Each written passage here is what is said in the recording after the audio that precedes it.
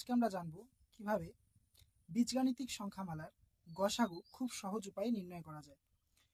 এরকম যদি থাকে তাহলে আমরা প্রথমে যে ধ্রুবক রাশিগুলো আছে, যেমন এখানে 4, 8, 24, এই রাশিগুলোর এক্সট্রা করে গসাগু বের করে নেব। 4, 8, 24-এর যদি আমরা গসাগু বের করি, 4 অক্ষে 4, 4 দুগুণ 8, 4 6 24, আর যাচ্ছে না, তো গসাগু হচ্ছে 4, তো 4 লিখে নিব। এবং এবার দেখতে হবে বীজগাণিতিক যে সংখ্যামালাগুলো যে আছে, যেগুলো চলরাশি, সেই চলরাশিগুলোর মধ্যে সব থেকে পাওয়ার কম কোথায় আছে। এক্সের পাওয়ার এখানে কিউব, এক্সের পাওয়ার স্কোয়ার এখানে এক্স, তার মানে এক্সের পাওয়ার সব থেকে কম এখানে 1, কিছু নেই মানে 1, তার মানে শুধু এক্স। ওয়াইয়ের ক্ষেত্রে এখানে ওয়াইয়ের স্কোয়ার, এখানে ওয়াই টু দি পাওয়ার 4, এখানে ওয়াইয়ের স্কোয়ার, তার মানে ওয়াইয়ের স্কোয়ার সব থেকে পাওয়ার কম।